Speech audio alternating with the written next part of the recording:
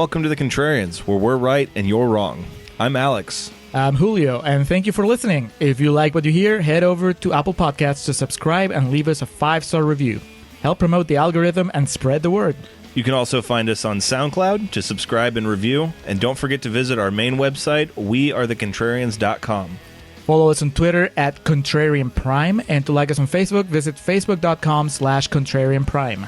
And if you have the willpower to keep up with our pretentious ramblings, you can follow us individually at Contrarian Alex for myself and at Ovnio for Julio. That's OVNIO. Now, time for the podcast.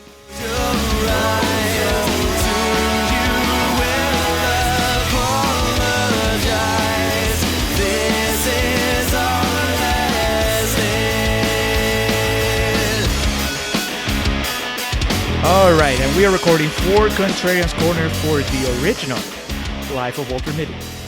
Hello, and welcome back to the Contrarians, where we're right and you're wrong. My name is Alex, joined as always by my Peruvian counterpart, Julio.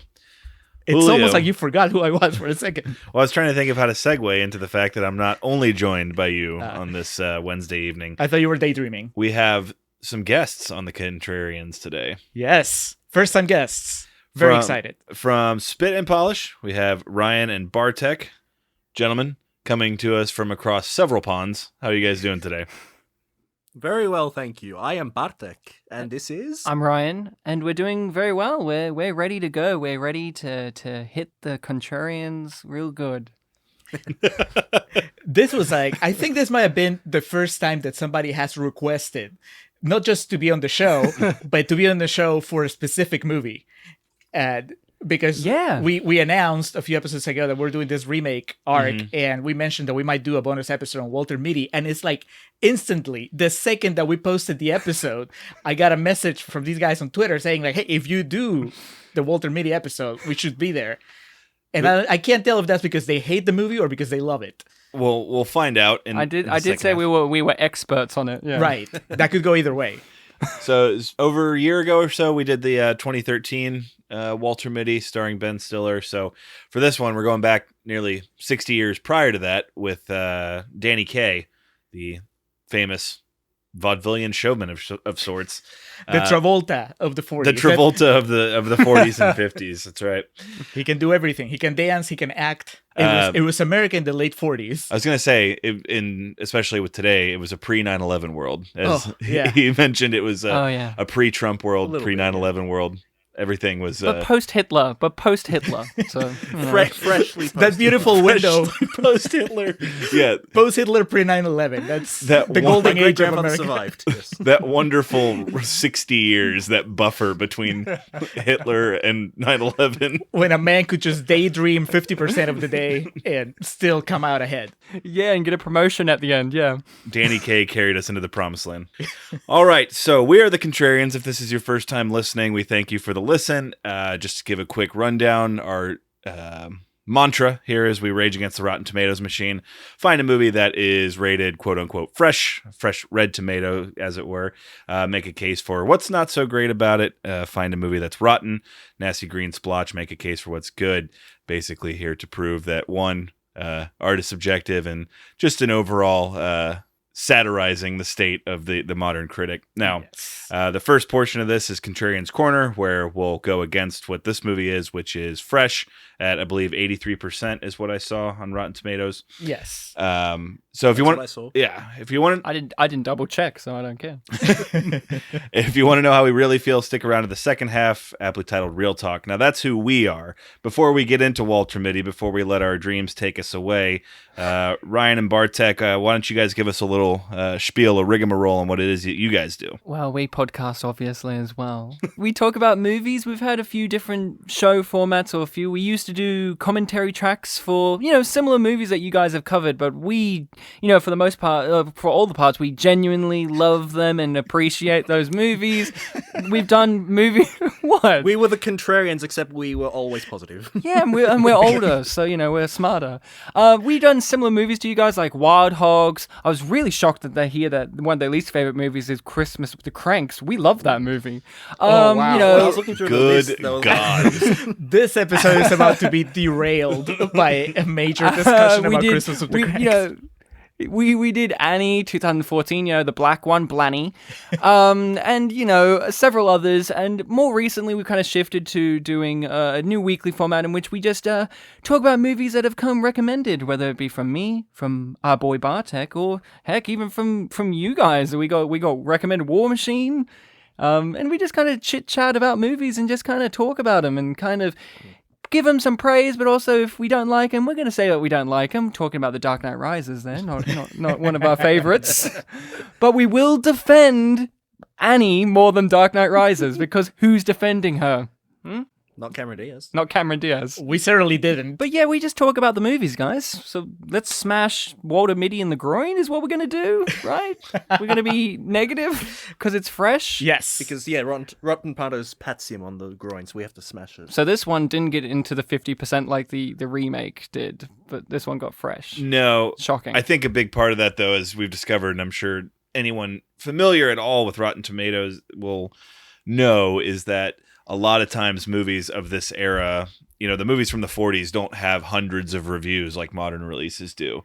Julio, who's usually in charge of pulling up the quotes for our movies, even struggled a little bit in finding them. What were you able to uncover? What showed up I think there were like 8 or 9 reviews, and 2 of them maybe were rotten. So it's like, okay, 83% out of 9 reviews is really not that great. But still, I would have gone with it, except that most of the quotes were not there. So the links were broken. And the quotes that were showing up were not really that funny. So instead, I did something that we've done a couple times before, and I turned to a more modern aggregate. I went to Letterboxd and I pulled some reviews from Letterboxd. Just gonna read a few quotes from there. Was the first one just like, it was just really good to not think about Hitler for a while?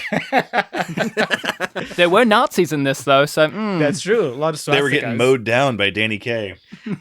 You're gonna see that these are more modern reviews, and obviously they're not professional critics, so they're a little more they're spicier.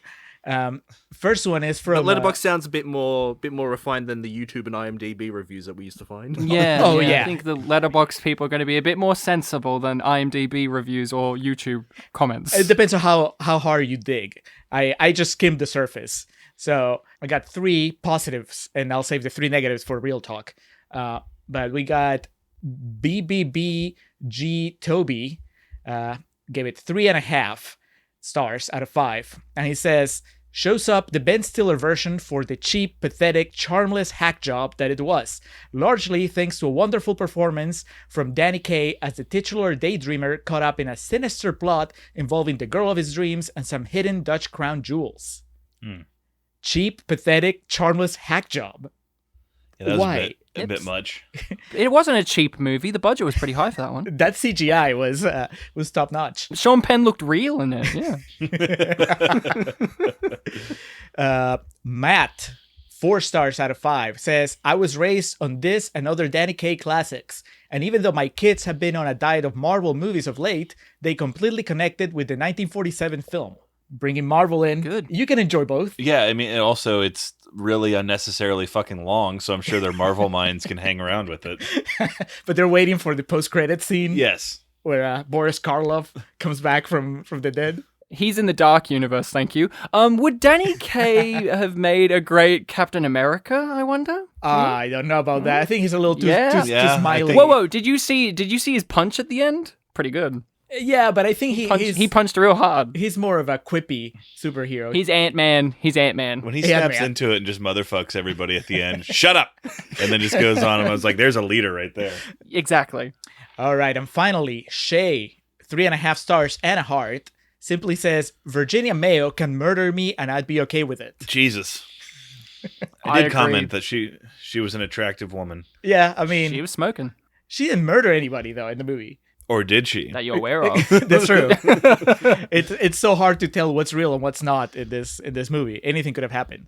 But those are the quotes. So Alex, take us away. All right. So The Secret Life of Walter Mitty. We'll get into real talk, obviously where the story is based off of. We went into that a little bit with the Ben Stiller one as well. But directed by Norman Z. McLeod, released in the United States on September 1st, 1947. Obviously, with movies like this, you have a hard time finding things like budget and box office. It made approximately $3 million in rentals, though, is what I was able to find. And $3 million in rentals? It was a big deal. Rentals were like a thing. You remember video stores and shit? Starring Danny Kaye and Virginia Mayo. Danny Kaye, most notably to me, of White Christmas fame. That would be about 7 years after this, though. Most notably to me, Walter Mitty. Oh, not Peter Cottontail? What is No one that? watched Peter Cottontail? Peter Cottontail's the stop-motion animated Easter movie where Peter Cottontail has to save Easter, and he's like the jaunty narrator of the movie. He sings, he dances, it's all like weird stop-motion. If you look it up, Vincent Price is the villain, Iron Tail. It's a great movie. Like, Hell it's yeah. just like one of those little TV movies. But yeah, Danny, that's what I knew him from. I was like, oh, I know that voice. It's Peter Cottontail's friendly narrator character. I feel pretty uncultured right now. So, Walter Mitty, Danny Kaye, our main man, is a gentleman who lives with his mother in Perth Amboy, New Jersey, and commutes to work every day in New York City, where he works at Pierce Publishing. So right away, similar situation to our more familiar Ben Stiller remake, except he lives with his mom, and she basically treats him like an errand boy every day when he gets on the train and pick this up for me and all that stuff. And we're not painted the picture of a noble stand-up, sturdy gentleman right off the bat. Or even a protagonist that I would like to follow. That's the problem. Even if I didn't have the Ben Stiller version to compare to, my main problem right off the bat is that Danny Kaye is playing somebody who would be just funny as a background character. It's the guy that lives with his mom and just doesn't have a backbone, but it's like, all right, that's cool as like a guy that's in one scene, two scenes, while our hero, somebody that's worth following, is doing his adventures. But here we realize pretty quickly that we're stuck with this guy forever. He sucks so much that he has to just even get away from himself. His friends are birds. His friends are birds. He almost crashes a car. That's how much he sucks. I mean, the real hero, if it's like what you said, it should be like we find out he's not the real hero, but Tubby is. Like Tubby walks in and is like, now he's the real movie star. Here's a man. Tubby in this is like Tubby Wadsworth. Yeah. He's the Pierce Brosnan to Danny Kaye's Mrs. Doubtfire in this. Yes. Yeah. That's very apt because when Tubby's away, which is most of the movie, you wanted to come back. You're like, come on, can you inject him some testosterone into the proceedings here? He reminds me of a 1940s Patrick Warburton. Like we need that masculine presence. Yes. We need that deep Tubby presence. We need the tick. We need the tick. We need Lemony Snicket himself. Yeah, there was one thing with the mum that I noticed, because I have a mum and I love mum. Mum loves me too, but with the mum in this film, she just seemed really naggy, and I feel like that's not really mum, Yeah, that's a negative to this movie because it's not my mum. Well, she doesn't really love him. I mean, I think that's the thing. That's she seems embarrassed by him most of the time. Yeah, it's not mum. It's his errand boy, or her errand boy, I should say. Right. She loves a certain type of chips, though. We discover that. Soap chips? What the hell are soap chips? I don't know. I think it explains itself. I had chocolate the other year that tasted like soap, and apparently it was like meant to be like that. Yeah, so she loves chips more than her son. Yeah, who would have guessed? And like I said, that's not mum. Long lost treasures of the 40s, soap chips. So we did reference the Ben Stiller movie and it's featured CGI, and I'm just going to be honest, gentlemen. After you've had that and you go to this, and the daydreams and hallucinations are as a bush league as they come across here. Yeah. I understand it was an older time, but it's going to hurt your experience once you've seen CGI Sean Penn. Right. Like I said, I tried not to compare, but it was impossible because the contrast was so strong.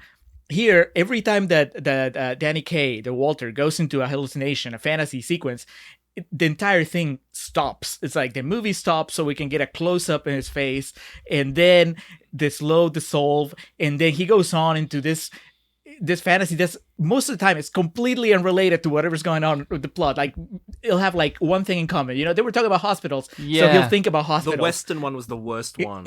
Yeah, the Western one. Mitty the kid. What was it?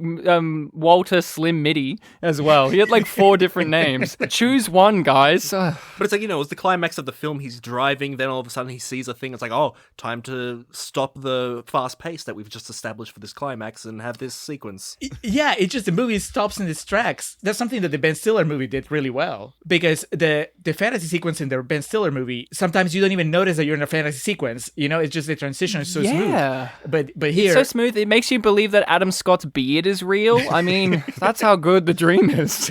And there's no moments of worry. I was telling Julio, like one of his daydreams here is while he's starting a fire in his home. or driving. Driving. That's true. Yes. Stopped at a green light, which I know how annoying that is dealing with traffic. It's a lot of anxiety-provoking situations. Walter Mitty, for all his daydreaming faults, his actual life is, again, he works at Pierce Publishing for his boss, a gentleman by the name of Bruce Pierce, who just emasculates him on just a daily basis. It must be part of his daily routine. Just mean as hell to Walter Mitty. Steals Walter's ideas because the new project is going to be Hospital Love Stories, right? And that was Walter's idea? Yes, that sounds way hotter than it turns out to be. Well, yeah, so Walter says. I mean, the boss came up with it 2 years ago. I believe the boss, I think I think the real problem is the hero should have been Tubby and the boss. 2 of them working out hospital love stories while Walter comes in and knocks over a water cooler. That's what the real movie should have been. Who do you want to follow? Do you want to follow the guy who has a catchphrase in his daydreams, or the one that has a catchphrase in real life? Yeah. Do you want Takada, or do you want Mitty? We forgot to mention also that Walter lives with his mom and then his arranged to be wife, his fiance, and her mom as well. Oh, don't forget the dog. Yeah, the dog that hates him. But Queenie. So they come to visit. Queenie. Yeah, they come to visit and they end up staying for the rest of the movie. Okay. Right? That's what happens. Because it rains. Right. Because it rains and People- they're like, we can't. What is this? Back in the 40s, people were not prepared. Well, to if you made a drive while film raining. if you made a film in Technicolor and you got wet, you would melt. That's just a fact. I mean, that's just 100%. So they couldn't let those poor actresses walk out in the rain or they would melt. These are still the days where if you got a bad cold, you were probably going to die. So Yeah. we go about Walter Mitty's day-to-day. Through these daydreams, he continues to see this woman of his desire, of his dreams, not unlike Mike Myers in Wayne's World 2 sees the weird naked Indian in his dreams at night. Here, Walter sees, I guess, the 40s version of Laura Linney. Yeah, I guess. I mean, yeah, Virginia Mayo. Did she remind you of somebody else? She reminded me of Virginia Mayo. The movie tries really subtly to get by going like, hey, look, it's Virginia Mayo. She's in his dream. And the first dream we have is like him being a sea captain. And the movie thinks it's being real clever because Virginia Mayo was best known for doing Mutiny on the Bounty. And the film's like, do you get it? Do you get it? Guess what? Only I got it because I looked it up. I mean, I was going to say, I clearly didn't get it. So point down for the movie again. It's really insensitive to the 2019 audience. Yeah. This is equivalent of Ryan humble bragging about his film knowledge. Yes. yeah, well, I've been podcasting with him for 4.5 years. I'm used to it. 5 years next month. Yeah. Hey, we're not too far off that either. Yeah. I think that's like the same time we started. Yeah, 5 years for us at the end of October. Yeah, Yeah, but same here. Yeah, but who's covered Big Fat Liar? Us. Yeah, that's right. You guys haven't.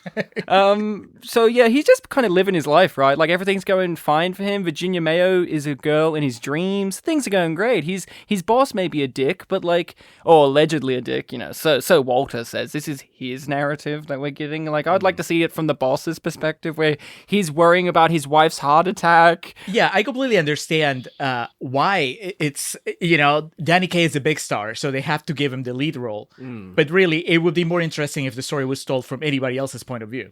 Yeah. Like the pigeons. And later in the film, from the part where they start gaslighting him and taking him to the therapist and all that, the boss basically becomes a father character. So it's like the film even wants him more to the forefront. Yes. Oh, we'll get to that here in a little bit. I want the boss to be my daddy. At the very last scene of the film is literally the boss taking the love interest to go look at something away from Walter. So it's who's the real star? Yeah, exactly. The Virginia Mayo she comes to life in a very weird science-like twist here. She sits next to Walter on the train on the way into work, and she pretends to be Walter's wife to avoid a masher, as she calls it. And Julio and I had to look up what the hell a masher was. Did you guys know what a masher was? Yeah, I did. You use it to mash potatoes. That was my first thought. And Mine too. I kind of just guessed it meant like thug. From what I was able to find, it was a term used to describe men who think they are the salt of the earth and women are repulsed by them, type of thing. So they make sexual advances that aren't reciprocated. He continues to follow Rosalind Van Horn, as we find out Virginia Mayo's given name in the film. Follows her down to the pier in a taxi cab. Through a series of happenstance, he gets dropped off at his office, forgets his briefcase, so has to track it back down to the pier where she was heading. Gets down there, reconnects with her. Some man named Carl is with her now. Yep. An old dude. Just an old bald dude. He helps them load their suitcases into the taxi. Once he gets in, it's revealed that Carl's been stabbed. All the while, he made sure to slip a little pocketbook into Walter's bag. Yeah, which looks like Walter's book, which looks exactly like Walter's little to-do list book. Conveniently. Yeah. Well, we all own a little black book, don't we? They sell them 2 Not for $1 at the anymore. Dollar General. Well, now we have smartphones. Well, that's a little We black don't book. need Well, they're all identical. electronic black book. I like that Yeah, Julio lives in a the world in movie which takes a turn paper for doesn't exist. I like Julio's like, we don't need books now, Ryan. Who carries a don't. little physical to-do list when they go shopping? I only use phones now. Like, I mean, that's the point of the movie. He didn't have a mobile phone. I know it was the 40s, but, this movie could have been ahead of the times. There's literally an app called Notes where you can just make your shopping list. Just brief real talk. I mean, Walter kind of gave the lay work for mobile phones with coming up with the idea of a pocket-sized book. I mean, that's pretty impressive. Moving towards it. That's the seed of it. Yeah. Carl here, dying, not unlike Vin Diesel in Saving Private Ryan, just urging Diesel. Walter to take the book from him. We get back to the office. Pierce is just giving him all types of shit. There were several parts in this I was expecting him to backhand Walter and just be like, what the fuck is wrong with you? But all the while, he tries to report this to the police, and then everything vanishes. Yeah, so it's like the movie's trying to do 3 different things at once, right? Because you have the really silly, wacky comedy at the publisher's office where Walter's just a klutz and nobody gets him because he's an idiot. And then you have the spy thriller where Walter's involved in this intrigue with the notebook and the murderers and the really mysterious thing. And then there's the psychological thriller where, and this is the big missed opportunity for me, where you kind of want it to be about Walter's sanity. I knew that it was too much to hope for, but I really wanted it to be about Walter's like descent into madness, where you just see him becoming like more and more delusional as the movie goes on, and the big reveal at the end, because it's the 40s, I was like, I'll forgive it if the big reveal at the end is that he's just in an insane asylum and everything That he and Tyler Durden are the same person. Yes. Yeah. Him and Virginia Mayo are the same person. I would like it if like he's in the asylum and then Bruce Wayne comes up at the bars and he's like, so is it true? Do you know who Batman is? And he's like, I am Batman. I'm Batman. And he's like flapping his things. And then the doctor is like, yep, absolutely crazy. This mysterious black book has been handed down to Walter now. So Rosalind knows what it is, takes Walter to meet her uncle, Peter Van Horn. He explains that his life is in danger. There's a group named the Boot that want the black book as it contains information on diamonds, rubies. Let's see. It's crown jewels. Right. Hidden by the Nazis. And art, I believe. Yeah. He's like, arts. It's like the Simpsons, where all the famous paintings that have been hidden for years and years. So all the while he's explaining that his life's in danger, but we have to get in the Danny Kaye comedy hour where he's trying to sit down in a chair and the cushion keeps coming off it while he's trying to balance tea in his hand. This goes on for like 10 minutes. Oh, yeah. This was directed by Judd Apatow. Yeah, it's Danny Kaye versus the chair, and the chair wins. You're so distracted by Danny Kaye and the chair and the fact that he's holding the tea that when the scene ends and he puts the tea on the table that we weren't focusing on, it's like couldn't you have done this like backwards? And then, to give more injury to it all, you said like Judd Apatow. Oh, then it becomes a Conjuring movie, because then a jump scare happens out of nowhere. A piece of toast comes flying at him. I'm scared. I mean, scared. I didn't expect this not only to not be a comedy, but also to be a horror movie out of nowhere. It's like in Citizen Kane when a cockatoo just screams at you for no reason. Like, was the movie worried that we were asleep? And it was like, we got to scare him with toast. He's too busy fantasizing about radishes during the scene, I remember. Yeah. So we move from this. Walter now knows that there could be a potential bounty or just on his head, or just someone after him to kill him. Doesn't even care about him, just wants to get at him. So he goes to a department store and naturally is as conspicuous as humanly possible. Right. He buys himself a muzzle. And dog biscuits, and he's, He's chewing down on him. He's doing like a Kramer impression, though, trying to walk around the place, tripping over everything. There's clearly a henchman with a knife who, it's the 40s. It was a different time, but he's just standing there in the middle of the store with this big 007 knife, just looking at it menacingly. He's stroking it. He's like, my precious knife. I must stroke it. And then Danny Kaye is, 15 feet away from him screaming, I'm not me. I don't have the black book. I would like to point out that approximately at this point in the Ben Stiller version, Ben Stiller already got his shit together. He's stopped daydreaming, he's jumped on a plane, and he's on a quest. Danny Kaye is just wandering around, knocking stuff off shelves, not even knowing what's going on. One thing that I had with this scene was, this is the secret life of Walter Mitty. He has daydreams and things like that. He's clearly in, like, a pet department and, like, he's eating dog biscuits, he's got the muzzle. Like, clearly they're trying to say, like, oh, he's an animal, he's being hunted. And I can see that's really clever, but he's not an animal. The muzzle doesn't really do anything. It's like you could have made a daydream out of this. He tries to wear the muzzle to conceal his identity, all the while making sure everyone in the store looks at him and is just admonishing everything he does. The only thing that was missing is like him grabbing the black notebook and putting it on his head as a hat. Like, this is the part where I think we have to mention, like, the film has the word secret in the title, but there are no secrets in this film. Or life. Yeah, everybody knows that he daydreams. It's not a secret. The secret life of Walter Mitty, everybody's aware of it. There's literally one of my favorite quotes in this movie I wrote down was some really like 1940s kind of like sleazy playboy kind of guy in the office walks up to him and goes, "Hey, dream boy." And I'm like, whoa. This guy should be the lead, because I'm getting aroused by him just calling him a dream boy. I'm like, I wish I was that dream boy he was talking to. That guy's a catch. Make him the lead character. All right, settle down, dream boy. If not Tubby, that guy. I know exactly who you're talking about, because I remember thinking that maybe he would be the equivalent of the Adam Scott character, but no, we never saw him again. No, I guess the boss is the equivalent of the Adam Scott character, but the boss doesn't have a beard like Adam Scott, unfortunately. Well, you could argue Adam Scott didn't have a beard either, but whatever. So Walter continues through this department store. I guess it was the Sears of its era. Accidentally wanders into, I believe it's a woman's changing room. He then needs to hide the black book, so he puts it in a box of negligee that's set out for delivery, ensuring that we get a comedic set piece down the road. I'm very glad you have the very pure mindset of this, Alex, because before the women's change room, he walked into like they were showing off. Yeah, they're showing off. They're showing off the corsets. Yeah, it's like they were trying to give us like this sexual attention. And the movie, they were trying to make sure you were awake, like you said. Yeah, they were like, "Are you turned on by ladies in 1940s slips?" Yes, I guess. I mean, in the 40s, maybe. She has a knee. Gratuitous knee nudity in the 40s. And Danny Kaye just couldn't. He can't seem to. He could not care less. He's just. I'm just scared for my life.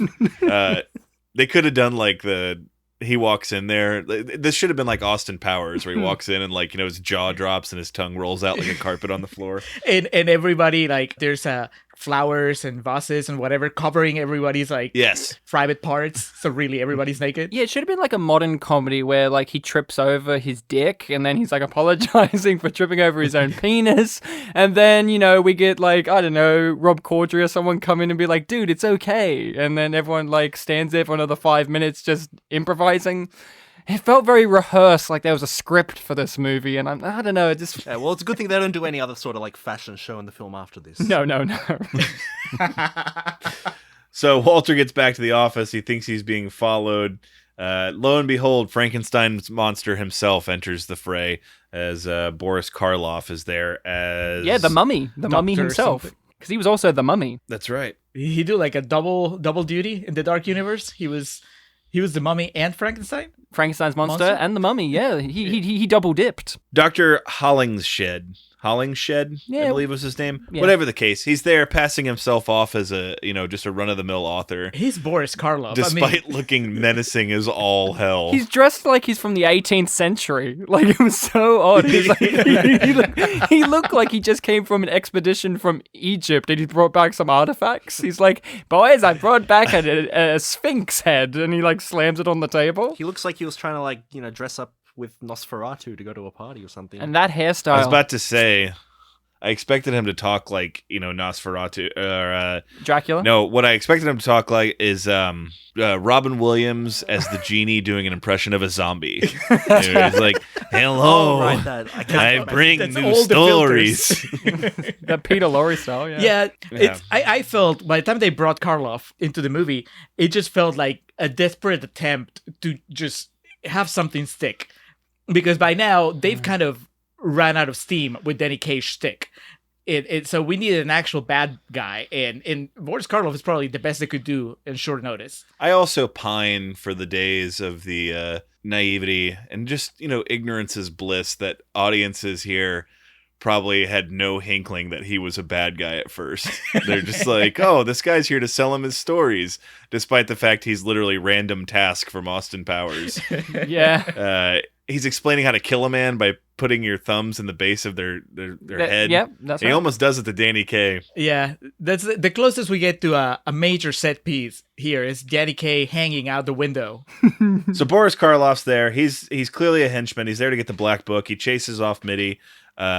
He tries to throw him out of this skyscraper in New York City.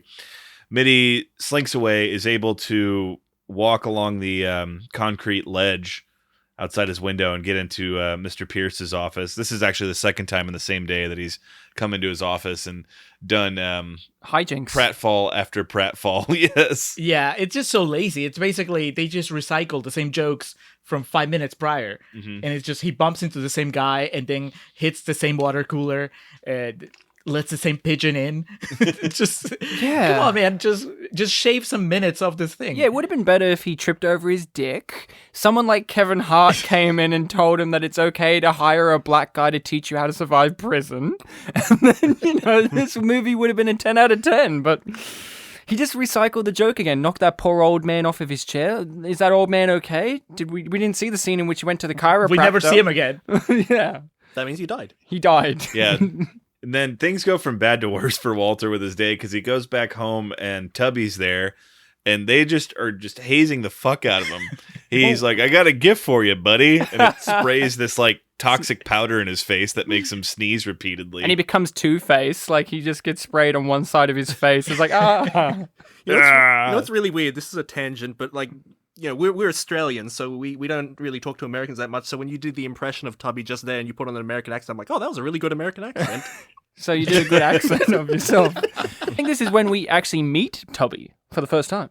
I don't think we had met him till then. I thought we saw him once before. Or did we? I thought this was the first time we saw him. I think we heard he was mentioned, but I thought this was the first time. He's like, hey, he guys. made such an impression on us. Yeah. He's like, hey, guys, Once we it's see me. him. It's me again. And you're like, It's me, Tubby. yeah. Well, once Tubby shows up, it's just such a magnificent event that it reverberates forward and backwards. So you feel like you saw him earlier in the movie, but really he just showed up in the middle. Heck, I feel like he was in the Ben Stiller one even. Like, that's how good of a mark he left. It's like Matt Damon in Interstellar. You just assume he's in the entire movie. Yeah. They're playing cards, go fish, some game. And this is probably the most practical or most related daydream in the entire movie is when from here Walter's dealing cards and then begins dreaming of him and Tubby. the 1800s, slightly post-Civil War. Yeah, Civil War era. They had plantations. They're gambling for plantations and ownership of women. America. Isn't it great? It goes as you would expect. Walter wins the hand. And then Virginia Mayo pops back up in this. Right, she was the woman that they were gambling. Yeah. But then he says, "Don't worry, I'm not going to claim you as my prize." Yeah, he didn't want that in the first place. Apparently, he was all like Shakespeare. He was like, "Oh, you want to pluck a star from the sky and put it on the table?" Like, I'm not up for that. I don't like stars. I'm Danny Kaye. I am the star. Such an egotist. You're right. I think it was Civil War because doesn't he say like he's off to duty the next day or something? Yeah, like Right, that? he says, "This is my last deal." I don't know. I was and too then he distracted just by all flips the. cards. I was distracted during that scene by all the bubbles. And also that extra detail about going off to duty. We've already had one where he is a war guy. Yeah, we already had World War II fighter pilot earlier in the movie where he's like, "I'm off to war again." We get it, Danny. You love war. You're a warmonger. What this movie's severely lacking is a montage of Danny Kaye and Liev Schreiber fighting through all the wars. I was gonna say it's almost like there's no consistency between the flashbacks. There's no continuity. I remember That really got me. I remember in your 2013 Walter Mitty episode, you would bring up the unfair comparison to Forrest Gump, but this one here, I think this is one really wanted to be like an early Forrest Gump. That's a really good point, making sure he's like In every era. surplanted in every significant era up until that point. Yeah. Yeah. And I think he runs at one point during the movie too. Oh yeah. The police station scene, they run in and out. Yeah, and they say that he has a kind face or a nice face. Many people tell Danny he has a nice face. And I think he might. I don't know. I think in the 40s that was how people told you that you were stupid. In the 40s, it was like, "Oh, you have a nice face." That Oh, was it's a code nice for, personality in your 40s. But yeah, they're just betting on a woman, and then he's like, "I don't bet on women. You're pretty, Virginia Mayo." Just reinforcing the fact that she's pretty. I know she's pretty. I've seen her with my eyes. I have eyes. Yeah, I can. Yeah. He was mansplaining to her that she was pretty, because it was like we all knew, but she didn't know about it. The duo of Rosalind and Walter are back together, and they're tracking down the black book. They're looking for where the negligee that Walter hid it in is being delivered. They go to this house, and again, we get this comedic set piece of, Walter doesn't really know how to speak like an adult that doesn't find himself into bad predicaments. And basically, without, his knowledge is implying that him and this woman, this man's wife, have been sleeping together. It's like, I'm just here to go through her nightgown or something Her to corset, that extent. yeah. Corset, yeah. Corset, there you go. Basically, what ends up happening is the delivery boy gets knocked out because of this. Fortunately, back in these days, we talked with our fists and not with our assault rifles of today. So That the guy will be delivery dead. boy got to get up and walk away. Fortunately, Not don't shoot the messenger, it's punch the messenger. There you go. But this entire thing is pointless because they don't get the book. That's right. They don't even get the right negligee. Right, the book was never there in the first place. So this entire sequence, which goes on forever, as most sequences in this movie, is there for what? There's not even a musical number. What exactly is it showcasing? To give the movie a defense, it's showcasing that Walter Mitty is a center of chaos, you see, because that poor delivery guy, he's just going through his day. He's kissed his wife goodbye. He's like, "I'm going to have a great day without being punched in the face." And then, because of Walter's crazy antics, see, this is why Walter's such a terrible hero. This poor delivery guy, he got punched in the face, doesn't even know why. I mean, I don't know what work and health and safety was like back in the 40s, but I don't think that man got compensated for his teeth that got punched out, probably. I think Walter is the issue. Walter is the issue, not the Nazis. Walter. And you know what? We're talking about Walter, but I think maybe even the director wanted us to laugh at this scene. Just reprehensible behavior. You could tell that this was made by an aristocrat of some sort. Like, they're like, laugh at the poor person being punched. Yeah. It's just so despicable. I did notice that this film is labeled as a comedy, so I guess that was a comedy scene. From here, the duo of Rosalind and Walter go to a fashion show because, in case you were in the bathroom or getting refreshments at the previous display of fashion, we need another one. Yes, exactly. The daydream here being Walter is the flamboyant hairdresser of the fashion show. He's the hat maker, Anatoly of Paris. Yes. And he confesses that he hates women randomly partway through the song. It was very odd. That's right. He's like, "And I hate women." I'm not joking. That happened, and I'm like, what? Why? Where did this come from? No, yeah, because one of the reading in the movie, they made sure to distinguish that he's supposed to be a homosexual in this scene. Oh yeah, that's right. Therefore, the line "I hate women." Yeah. Well, it would have been easier if he had said "I like men." That's what all straight men fantasize about. Yeah. Hating women. It's weird that this movie pivots that being homosexual is that not that you're not attracted to women, but you hate them. Well, that's what a lot of phobias are. You hate rather than you fear. Yeah, that's it. I mean, that's what the 40s thought. They're like, while Danny was saying that, he was doing phrenology, like he was trying to determine the skull shape of someone to determine if they were evil or not. And yet the thing you're meant to be afraid of is toast. Yeah, of toast, not of his homophobia and sexism. This is the second big set piece for Danny Kaye. Musical number Where it just, much like with the fantasies, like all the fantasies, is the movie stopping to a halt so that he can just have a solid 10 minutes of just performing a song and just doing voices and just being wacky. It has zero relation to the plot. At this point, considering that he knows that he's being hunted by a murderer, you would think that his fantasies would be a little darker. Mm-hmm. You know, it would be all about being chased in life and death situations, not musical numbers about hats. Yep. And let's say hypothetically that, these sequences work and like you do enjoy having these 10-minute sequences.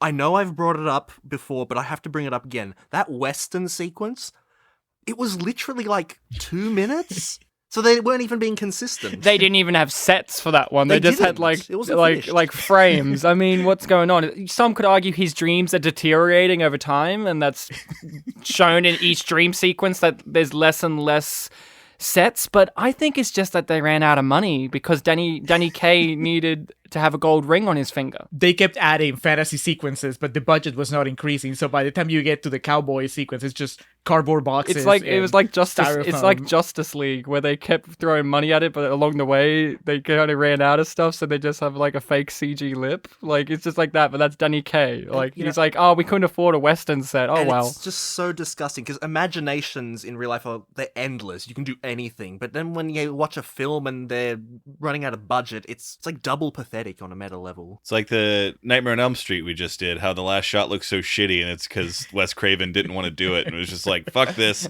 let's just get it over with. It'll look how it looks. The inflatable doll, yeah. Yes. Yeah. That not the ending Wes Craven wanted, so I think he was just like, all right, well, fuck you then. It's going to look as shitty as possible. I think the difference is that here, Danny Kaye was like, yeah, this looks great. Yeah, it looks like let's go with this, guys. Yeah, it looks like an American in Paris before that movie came out. Sure, why not? They retrieve the black book at this fashion show, fortunately, after all that. Rosalind goes back to Walter's house with him while he has to kind of hide her from the other women of the house. Again, a lot of things played for laughs here. Danny Kaye whistling incessantly and playing the piano. Pretending that he's been playing the piano. Correct. He doesn't know how. So they take the book. He and Rosalind have a cup of tea and then head out to go return it to her Uncle Peter, who has been facilitating this whole operation. And then wouldn't you know it, it's a swerve. He is the boot. Yeah, it's M. Night Shyamalan twist where, what is it? She notices a photo under the desk of Carl, the man that got stabbed earlier. Yeah, it's of the guy's passport. It's like the closest thing to her like finding a paper like on the floor. It's the Kaiser Soze. Yeah, well, it's like to-do list: kill Carl, steal Black Book from Walter Mitty. It's like, oh, he's the villain. It'd be like if all four of us were in a room and like one of us dropped a thing and one of us noticed like, oh shit, there's a photo of Danny Kaye.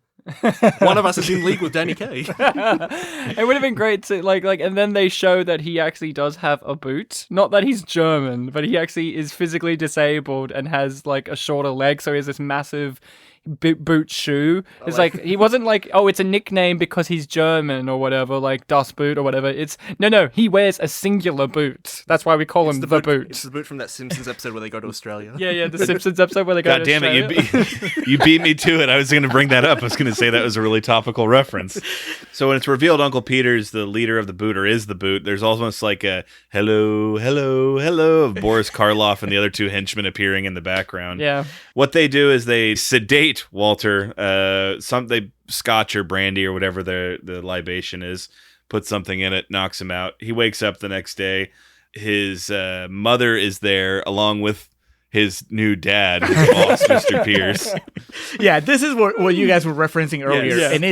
and this is where the movie stops making sense completely. One, because before they're captured, Virginia Mayo has the great idea of hiding the book in plain sight. She just puts it in a drawer, and somehow they never find it. A weird drawer. Like I've owned a lot of desks, but do a lot of desks like that have a drawer, a little tiny drawer in the left-hand corner on the front of the desk? Yeah, away from where you're sitting. Away from where you're sitting? Is that like for the guests' courtesy? Maybe Like, it's a hey, desk you're from over home. there. Like, you know in movies where they have the villain like this, where they're sitting across at the desk and the heroes are on the other side of the desk and they're in shorter chairs?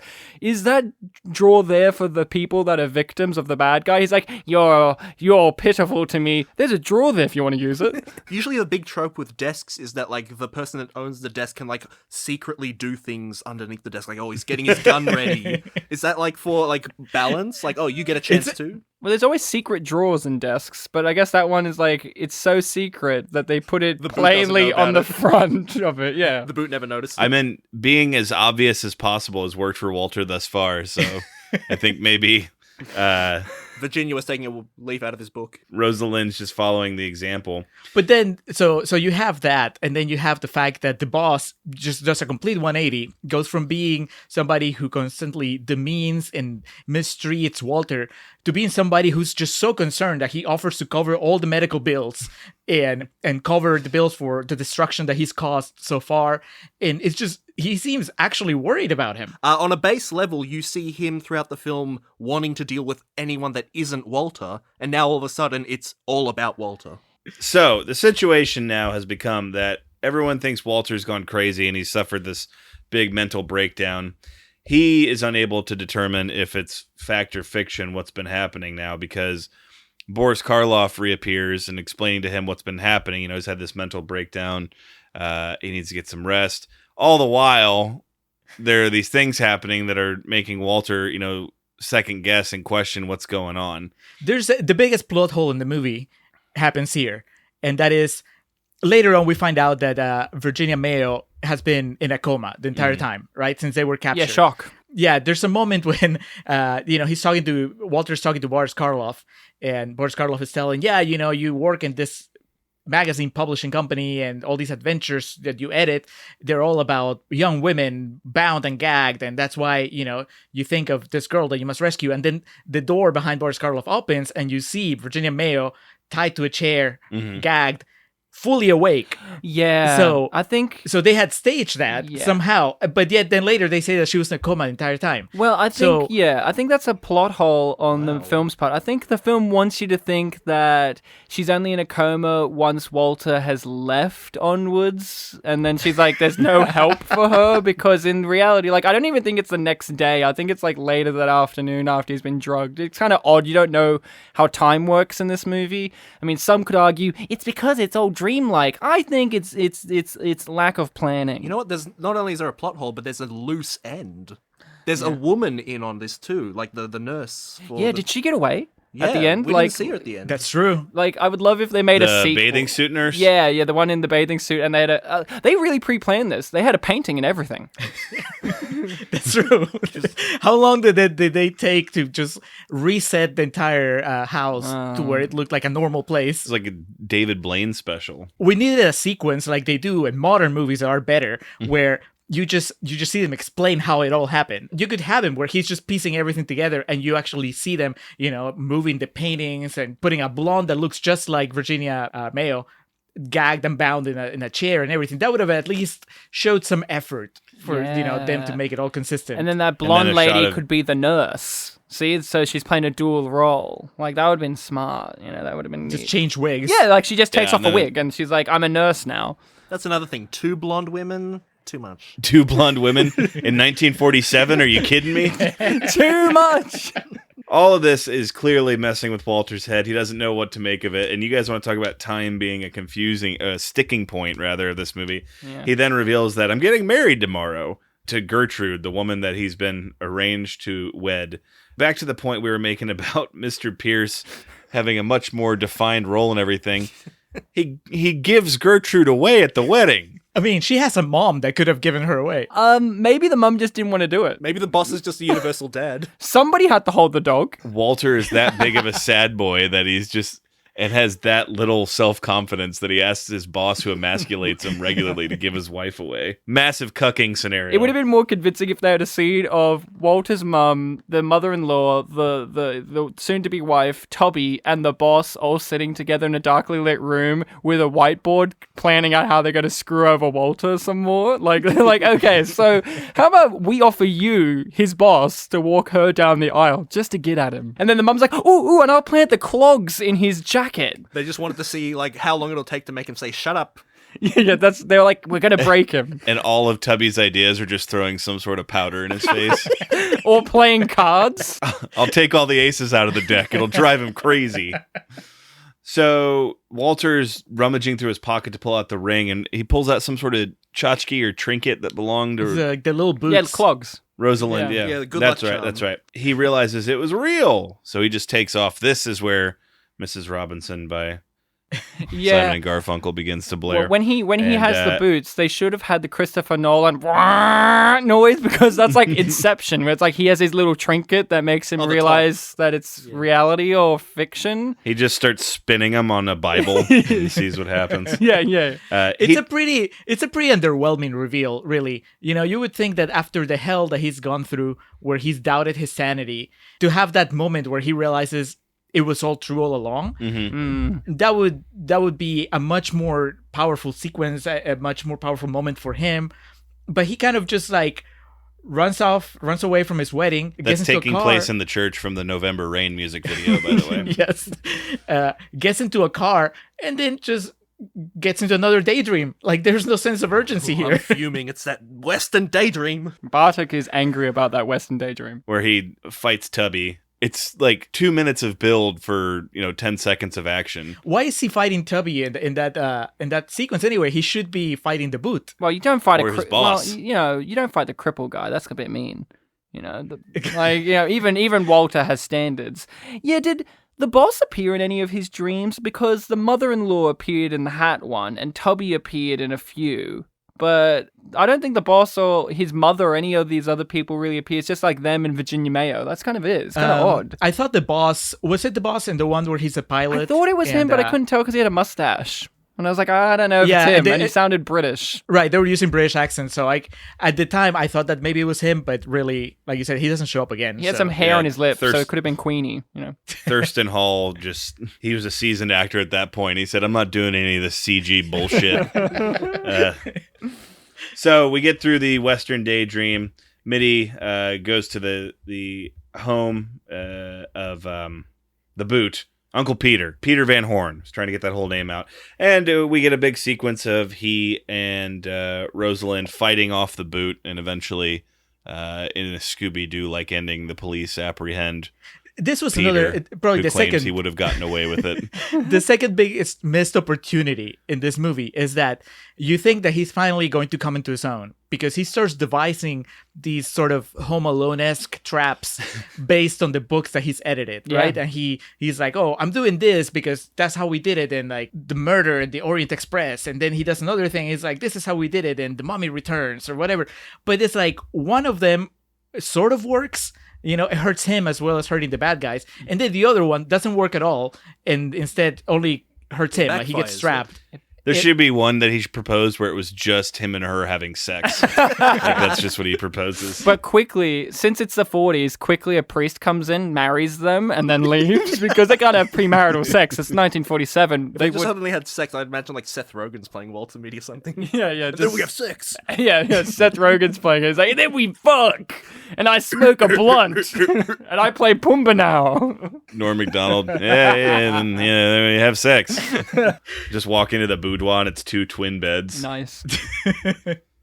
Okay, so they successfully thwart the boot. Really, the cops do it. Yeah, All they manage to do is barely survive at the very end. Who does he punch? He punches Tubby. Yeah, he punches Tubby. The hero of the movie. I mean, I was fuming. I was like, this is how you're going to end Tubby's arc?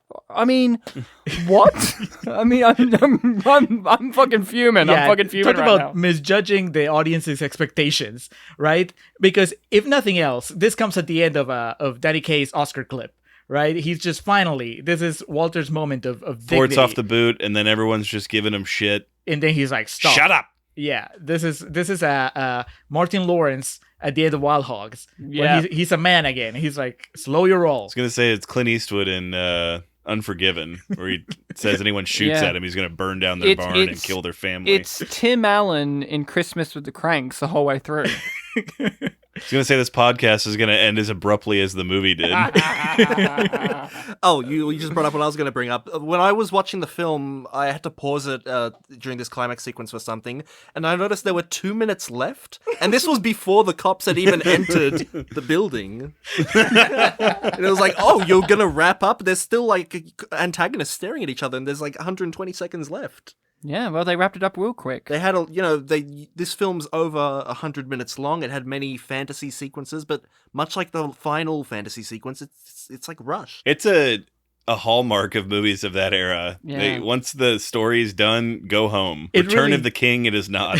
Yeah. Well, they even for a climatic speech, Danny Kaye's speech feels pretty short. It's pretty truncated. He's just like, "Hey, stop messing with me," and then he punches Tubby, and that's Yeah, it. they should have had a scene afterwards in which he was like getting a medal on his chest from the police commissioner and like a sash, and he's in a parade, and then the boss is like, "Oh, I was wrong the whole time," and like gives him a promotion. Then we could have that final scene. The scene where you see that He's promoted and he's married now. Assistant And editor. then they say, you know what? You have a nice face for real this time. But Walter gets everything off his chest. He gets promoted.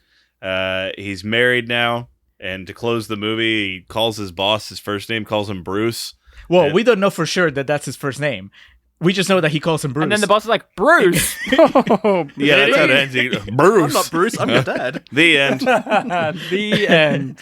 Literally, it just fades to black really fast, and it's the end. And then Someday by Sugar Ray starts playing over the end credits.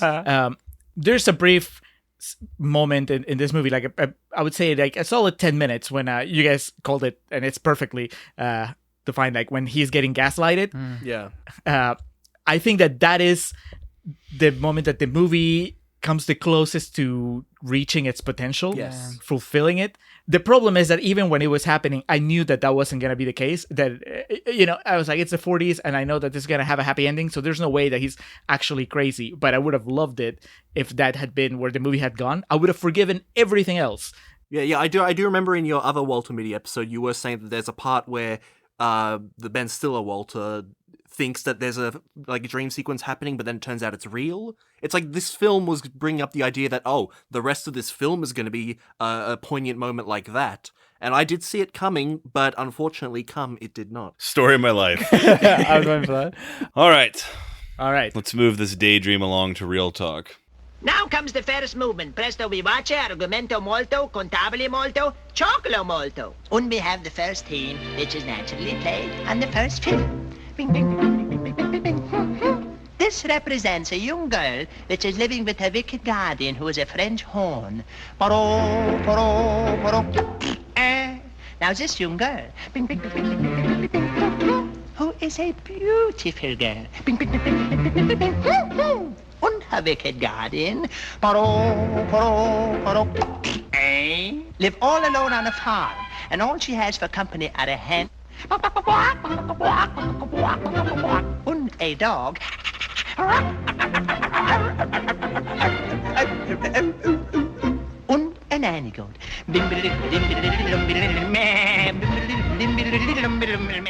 All right, we are recording Real Talk for the original Secret Life of Walter Mitty. All right. As I had mentioned in the first portion, released in the United States, September 1st, 1947. The financials I could find were fairly minimal, but again, directed by Norman Z. McLeod, produced by Samuel Goldwyn, whose son, Samuel Goldwyn Jr., produced the Ben Stiller remake in 2013. All in the family. Yeah. And based on The Secret Life of Walter Mitty short that was in The New Yorker in the year 1939. Now, I can't remember if I wrongly attributed this. Was this I think it was The Fly that might have originally been in Playboy, because I think I wrongly attributed one of those one time. I think it was The Fly. I don't remember you saying it was Secret. Okay. Yeah. Here I nor remember there. that coming up at some point. The homeboy that wrote this story initially was James Thurber. To quickly go through my trivia that I gathered, James Thurber offered Samuel Goldwyn $10,000 to not make the film. He was not a fan of it being adapted. And he acknowledged the character Walter Mitty was based on his friend and writer Robert Benchley. Thurber said that he got the idea for Mitty from the character created by Benchley in a series of shorts that he made for Fox and MGM, respectively, in the 20s and 30s. Thurber is also on record as saying he hated the movie and that Danny Kaye's interpretation of Mitty is nothing at all like he intended the character to be. Oh, what a bummer. Yeah. I mean, he's entitled to his opinion, but having not read the... A lot of people who write these old things, like back in the day, they never liked the Hollywood interpretation. Like Roald Dahl hated every single Hollywood interpretation of any of his stories. And same with this, I guess. Like, I guess maybe Hollywood should back off on adaptations. Maybe that was the lesson they should have learned. I was about to say, now. you're in a bad era to adopt that style of thinking. I mean, we were joking throughout the episode so far about how, this is the Danny Kaye show, and I guess if you have an actor and you want to show them off, maybe don't have them represent someone that they're not. Who knows? Yeah, I don't know. Maybe that was what he didn't like. In an unused Mitty dream sequence, Boris Karloff appeared as Frankenstein's monster, which would explain Mitty's fear of the Karloff's character. Test photos of Karloff and makeup exist, as well as a letter from Universal granting Samuel Goldwyn permission to use the makeup design. So why didn't That's fair. they use it? Well, I don't know. I think it would be too distracting. No, I think it would genuinely be too distracting for what they were going for. I mean, Bartek mentioned it. The Western one is the most egregious. I don't know if you genuinely felt like that, but the most egregious dream sequence. Because when I look at my notes, they actually did spread the dream sequences out a long distance from one another than I initially remembered. Because I've seen this a few times, but I always remember the dream sequences. But when you actually watch it, they're actually pretty evenly spread from one another. Yeah. And then there comes a point where, like, in the third act, they kind of get in the way. And I think, like, if you had another dream sequence with just Boris Karloff, who is not a major player in this, you know, and obviously just for the reference sake of he's Frankenstein's monster, could also just kind of get in the way of the actual story of what they're doing and the set pieces. And, you know, maybe it was just a bit too much. And they were like, let's cut it. It's like the first two are kind of closer together because they need to establish the woman reappearing in the dreams. And then when you introduce And his daydreaming habit. Yeah. Introduce the habit, introduce the idea of this lady, and then all of a sudden, ladies in real life. You need that all in the beginning act. I could Yeah, see them also so- just having, like, back then the idea of, like, why the fuck would we cross over a character from another franchise? Like, their thought process being like like a cameo. I think they did a good enough job of just hinting that it's obviously Boris Karloff because he works in that pulp magazine where they're making these types of magazines. oh yeah, these he's types of dark and stories. brooding. And like I said in the Contrarians Corner, like, he looks like he's just come from an expedition in Egypt. So it's kind of like the Mummy kind of kind of like wink wink, but not like too over the head where it's like, look, here he is as the monster you know him for. Point now and go, I recognize it. Instead, it's more kind of like subdued. Like, for the people who argue that a lot of it's dreamy, Boris Karloff's one of the people they point to and go, well, look, that's one of the most famous horror movie actors of that time, monster movie actors of that time. And where does Walter Mitty work? In a place that publishes these kind of things. So, you know, but I think if you put the Frankenstein's monster scene, it could just be like too obvious. Like, do you get it now, audience? Like, here, you get it? I can see that where So they actually finally restrain themselves. Yeah, I was gonna say they decided to show some restraint. Yeah. and go subtle for once in this movie. Before we get into it, no, I do have nice things to say about it. But before we get into it, I have as promised, 3 quotes from Letterboxd from people who didn't like it. First one is from BHC Corp, who says that's 1.5 stars out of 5, and says, "Wow, are the critics nostalgic or what?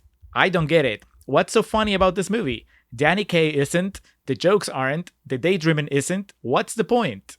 I disagree. I laughed a lot during this movie. Oh yeah, it's fun. I did too. Yeah, and it was my first time watching it. Same with Alex. So it was most of it was a surprise. Now, this one, it's actually a 3-star out of 5 review from Silver Saxophone. Oh. But the way that he started made me laugh because he says, James Thurber, author of the story on which the film is based, thought it should be called The Public Life of Danny Kaye. So I guess that's actually a really good one. Yeah, I guess that really, like you were saying, he didn't think that it was the character that he envisioned in the short story, and it was more of just Danny Kaye being Danny Kaye, maybe. Yeah, I mean, Yeah, take that, Danny Kaye. Yeah, I was making that joke. What's secret in this film? No, we can get into it. I I think get it. I got one more. Jex gives it 1.5 stars out of 5, and he says, so you know how there are remakes of movies and how the remakes are inferior to the originals? Well, that's not the case here. I didn't like this movie very much. Well, I think that, and we'll talk a little bit about how it compares with the Ben Stiller remake, but I think they're very different beasts. For sure. I mean, they're going for very different things. And part of it is just reflective of when they were made. But also, this one it goes into the spy sort of... Yeah, it's a caper. Right, like a caper, you know. A bunch of hijinks. Yes. And in the Ben Stiller one, it's just more about nostalgia, like the end of an era with, like, you know, Life magazine coming to an end, going all digital, and a man searching for like his... a midlife crisis film. Exactly. Yeah, it's a midlife crisis movie. Yeah. much more of a man It's a midlife trying to crisis find his film. purpose versus just this dude that's Right. hyperactively brained and somehow gets tied up in a situation where the Nazis are after him. Right. This one is just like a straight up comedy. This is an old trope. This was a standard comedy thing, right? Like, I'm a big fan of this director's other works, actually. One of my favorite films is the one he followed up after this called The Paleface with Bob Hope. And the pitch of that movie is Bob Hope's like a cowardly dentist who gets mistaken for being like the hero of the West by killing all of these Indians, but he didn't actually do it, but people thought he did, and he just kind of like keeps accidentally looking like he's a hero more and more and more while he's actually a coward. And that's kind of like this kind of thing. And then later on, this director would kind of do a redo of Secret Life of Walter Mitty called My Favorite Brunette, where it doesn't have the daydreaming, but it has like this spy Nazis and Peter Lorre's in it instead of Boris Karloff. And it's like they even use the same house. Like the house that the boot lives in, it's the same place. So it's like he kind of revisits this idea again down the road. My Favorite Brunette's also really good, but I think it's less. Does it have Danny Kaye? No, it has Bob Hope. He seemed to really like working with Bob Hope. And the director of Paleface, he got criticized by the writer of the movie, saying, and the writer's like, he didn't do a good job. He ruined my script, so I'm going to make a sequel. And the sequel's as loved as the original one, so it's like kind of like, you know, both did a good job making comedy movies from the 40s and 50s. So it's like, I guess that's this thing. Like, it is a reflection of the time. Like, Ben Stiller made a more slow-paced, midlife crisis-y character study movie in which he gets to travel around and be spiritually enlightened, while this movie's kind of doing the 1940s comedy thing where it ends abruptly because, you know, laugh's over now. Goodbye. Yeah. And, you know, let's show the actors' talents. Like, they can sing, they can dance, they can do poetry and speech stuff and, like, all this spoken word crap, and, like, let's chuck it all in there. They can do pratfalls. They can do everything, so let's show it. And that's just kind of the era that this was. Yeah, I really liked that. I made fun of it in Contrarians Corner, but probably one of my favorite moments in the movie was the 2 times that he comes into the boss's office through the window, and basically he bumps into the same things both times. Like the first time I just smiled, and the second time I laughed out loud, and I told Alex, I was like, I really wish that he had gone a third time, because that would have been just hysterical. It was it just got funnier. Yeah, like keep raising the bar. But I don't know how they could raise it once he knocked the water cooler off and he's just like holding it the wrong way. And then I like how he solves that problem by just putting it on the floor. Just like, done. Like, a third time, they could have had someone like refilling and they bump into him. Yeah, they end it good with the window breaking. That's great. Yeah. I love the pigeon too randomly flying in. I was trying to remember the whole time we were recording the first half what the pigeon's name was. He keeps calling it out over and over again. Yeah. Buster? No, it was something else, but I can't remember. It was Clancy. Clancy. How familiar were you guys with Danny Kaye? Because this is my first Danny Kaye movie, and Alex has seen White Christmas. Yeah, we watch White Christmas every year. My family, it's part of our tradition. I was gonna say I'm pretty much the same as Julio. I don't really know Danny Kaye. Told Julio before, and I was like, this is the kind of guy we said Travolta was the last of, a guy who could sing and dance and, you know, sing and dance well, and also act very well, be funny, be, serious when called He for. could do drama. Yeah. So I'm a big fan. I'm a big fan. I own a lot of his movies on DVD. This is probably his best comedy. Or most, the film itself, the film rises to his performance. Some of his other comedies are, the film is a little bit behind where he's at as a performer. That or The Court Jester, where he and Peter Cushing has to fight off against each other. He's a court jester, and Peter Cushing's the nobleman who's trying to become the king, and he keeps foolishly interrupting his coup. That's a good one. And there's the Inspector General, and there's all these movies that are really he was just a decent guy, and I liked his stuff. He's just been forgotten in time though. Mm-hmm. Even in that era, he was the lesser one. They had Bob Hope and Bing Crosby and Joe Lewis and Dean Martin, all these other guys that were kind of at the forefront more than Danny Kaye was, because Danny Kaye was more of a solo guy. Well, a lot of these people in that era were doing duet. Mm-hmm. Well, he was like us. Like us. Well, he was one of the few that was just by himself. It's Danny Kaye, in that comedy time. Because think about it, from that era, you don't have too many comedic actors that are just a singular person. It's usually a duo. Or trio. And he would hop on that train with White Christmas, him and Bing Crosby, which he's also very funny in that. He has a really good dance number in that movie too. Talented dude. Incredible dancer. There's a scene in The Inspector General that is just physical dance comedy at its height. It's so choreographed. It's he's trying to dodge being stabbed, and it's all this crazy nonsense. And that's the thing that I like about him is he translates past that barrier of time period where you could just watch him like a Charlie Chaplin type thing, where it's a purely visual, he is just funny with all the faces he pulls, the mannerisms, the physical comedy, and all of that, as well as delivering just the snappy jokes and whatnot. He's one of those guys where, yeah, this movie might be from 1947, but his comedy performance doesn't feel like necessarily just a guy from the 40s. It feels like, a real talented guy today could do this, and it would be really entertaining still. You're describing a lot of what I've said about Ted Knight. I feel like that's a very similar situation to... funny can be funny in any era, and it shows the mark of a really talented comedian that you can be funny in any era. And because physical comedy, in my opinion, is such a tightrope between, I don't mean to criticize anyone that's ever been in a movie too harshly because they're trying their best, but at the same time, physical comedy can sometimes come off as shtick and really annoying.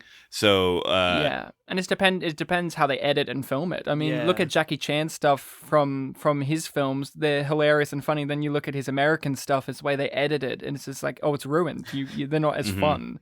That's true, right? Shanghai Nights isn't as hilarious as something from his catalog. I just found out the other day he made a movie with Johnny Knoxville a few years ago that I don't know if it was released in America or not. I think it was just Jackass 4. Release. Did Jackie Chan break his dick or something in it? What happened? Hey man, Johnny Knoxville's a real actor now. Come on. My name is Jackie Chan. Yeah, this is Jackass. I saw him in Men in Black 2. I know that Johnny Knoxville's a real actor. Dukes of Hazzard. We saw him in we did Dukes of Hazzard on the show. Hey man, that movie's not as bad as people say it is. We know. We did it on the show. So let me get this right. Am I the only one who had seen this movie before? Yes. Yes. Yes? Yeah. But my question to you is, did you watch it before the Ben Stiller movie? Yeah. Okay, because I think that definitely affected my enjoyment while I was watching it, because it's impossible not to compare them. And even though after the fact, I can acknowledge that they're very different beasts and they were going for different things. As I'm watching the movie, I'm like, oh, I'm missing some of the emotional beats that the Ben Stiller story has, And so I find myself getting impatient with the story, getting impatient with Danny Kaye, because I wanted him to stop daydreaming. One of the cool things that I really like about the remake is that Ben Stiller goes in that arc where he's daydreaming a lot, and then suddenly he stops daydreaming and starts having actual adventures. Mm-hmm. And I mean, it's not the movie's fault. I'm bringing that baggage with me when I'm watching it, but here it's more like, oh, well, he's always daydreaming. And the one time where I think that it gets in the way is what we actually referenced in Contrarians Corner, which is he's racing to the climax and the movie stops so he can be a cowboy for 2 minutes. And they didn't need that one. Right. That's my problem with the movie, is the third act. The rest of it I love. The third act is a little bit sloppy with pacing. So my criticism of it would be, my immediate knee-jerk comment would be, it doesn't age well, but that's not true, because when you say something doesn't age well, that typically means that something was acceptable at the time that's not anymore, or it looks really bad or something like that. With me, this is just how movies were then, and what I mean by that is like people like myself weren't super jaded to point out things of like, why the fuck is his boss giving his fiance away? Like, when movies like this were made, you had your group of characters that were in the movie, and those are the people that you're with the entire time, and they all interact with each other. Even with that criticism, the movie can counter it by being like, well, they set up that the boss needs Walter Mitty because Walter's the only guy with ideas, and he does not have any, so he would go to any lengths to ensure, or he would have fired him years ago. Yeah, it was like a slimy interpretation. Like, even that, like, I agree, like, it's just that the way that we do comedy now and this style of cinema is different. We don't just interject with musical numbers or dance sequences anymore because the actor can do them. It's more like, now Judd Apatow wants you to improvise for 40 minutes and he'll cut it down to 10 minutes, that kind of thing. Like before in the Contrarians Corner, I'm like, this film had a script. Yeah. I've said on our show many times, I miss comedy movies that had scripts. Oh, dude, Remember when they had scripts? Oh, yeah. That's been like Julio since this started. Yeah, I'm always just complaining when you can tell that they're just riffing in a movie, because I'm like, that's funny sometimes, but I actually find it funnier when it's fine-tuned to where you just have like a very it specific... depends the material. There's no reason a comedy should ever be a second over 90 minutes. And to defend that, I don't consider this Walter Mitty entirely a comedy, so it's fine where it is. No. Yeah, I agree. Like, I think comedies need to hit that mark. Unfortunately, with this movie, it took that too much. Like, the ending is abrupt. That's why I say the third act and the ending is what lowers this movie. For me, it would be a 10 out of 10, but like, it's lowered because the third act rushes through some important beats. It feels like maybe one or two more scenes, linger on some stuff. Like, we never even see the bad guys get fully done. Like, they're just like, oh, okay, the police are here. Like, we don't see them in handcuffs or anything, or any like reference to them. Right? Yeah, like, it's just kind of done. And the movie kind of kicks you back. If you're not used to those kind of movies where they just end abruptly like that, you will be like, oh, what? Like Bartek was mentioning, like 2 minutes left. What? Isn't it so funny? Like, that's what we've been conditioned. I remember when we did It's a Wonderful Life. It's just like, hey, he got his money back, and now it's over. It's like, wait, what? Yeah. Like, right, the bad guy doesn't get punished in that one. It's just, the movie's over. Have y'all ever seen the SNL skit where it was the alternate ending, where Dana Carvey plays Jimmy Stewart, and they go and kill Old Man Potter? Like, the whole town goes up. No. It's fantastic. Here nor there. But yeah, like I said, just kind of reiterating, I wouldn't say this doesn't age well. It's just, it is what it is from its time. Now, I didn't find myself having the same issue as Julio did, with kind of carrying in the other one. That being said, if you ask me which one I like more, I would say the Ben Stiller one, and a big part of that is the emotional beats in the movie resonate much harder with me. His relationship with his mom, and also, you want to talk about, that's a movie made for its time, in terms of you have to have kind of an emotional backslide to it, and you have to have 20 minutes after the climax to kind of settle the audience down before you take it home, type of thing. Yeah, I agree. Like, I think the Ben Stiller one is of its time as well. Like, even now, these years later, you look at it and go, wow, we were so innocent then. It's a fascinating one. We don't get films like that anymore. No. Like, it was that and Stranger Than Fiction. Like, those two movies are ones I think that you put next to each other in a DVD cabinet, right? Like, these innocent kind of finding yourself comedy movies that are relying more on the journey of the character more so than the gags. And a lot of the appeal is like the relatability. Like I said, it was a midlife crisis film, but even someone who isn't, in the midlife crisis can look at this and be like, yeah. And I guess that's illustrated in the film where he has the eHarmony profile and he doesn't have anything to put in there. That's like real life. Like, oh, all these people on Facebook that I'm friends with are doing great things, and what am I doing? Yeah, watching Secret Life of Walter Mitty. Yeah. I was just going to mention, I appreciate the reference to Stranger Than Fiction, as that is a fantastic movie, but like, just part of you guys mentioned like innocence and relatability and things like that. One of my biggest accolades or compliments I can give to that Walter Mitty movie from 2013 is that it is of such an innocence and good feeling in a time where basically in a post Dark Knight world where it seems like everything has to have a dark sheen to it, and or the Judd Apatow route of comedy where nothing is left on the cutting room floor. It's such a weird balance that I think it strived at. It's because Ben Stiller's from a different era. Like, he's from that era in which comedy movies bothered to do character arcs. Yeah. So it matters Crazy more. concept. Like, and this movie too, the original 40s movie, is, from that era where, Walter has a character arc in this movie, and it's loose, but it is there. It's not as full out as modern movies do, but modern comedies don't even bother with that now. They're just like, and they got together in the end, kiss kiss, movie over, thank you Amy Schumer for making a movie. Like, that's kind of like what we're at now. Roll the blooper reel. With mainstream comedy movies. Yeah, you're Sherlock and you're Watson, now go. like that's it. Like, Will Ferrell, you're Sherlock. Like, that's what movies are now. Like, what career can this actor have? And we'll write jokes about that and not have them have an arc. Like, even with someone like Will Ferrell, what makes something like The Anchorman actually work in comparison to, say, The Anchorman 2 or other Will Ferrell ones is the character has a journey, has an arc, realizes something, whilst also having that improvised comedy riffing jokes crap still there. Like, it's a blending of these things. But like this 40s movie of Secret Life of Walter Mitty is there for set pieces. And I think pretty much all of them, except for the Western one, land. And so you kind of forgive it if you aren't like used to that kind of tone and shift of stuff, because you enjoy every set piece. Yeah. At least I do. I will say this: when I first saw the original Walter Mitty, actually no, I became friends with you the year after that. Well, we at some point we talked about Walter Mitty, Ryan and I, and he was telling me that he's a big fan of the original and therefore he doesn't like the new one as much. And every time he described it to me, it just sounded like a completely different film. And I know the one scene you ever shown me of it was the one in the war flashback where he's doing like the teacher impression. Yeah, with all the wordplay. Yeah, and I thought like, oh, so I guess this film's just about like a funny foreign guy.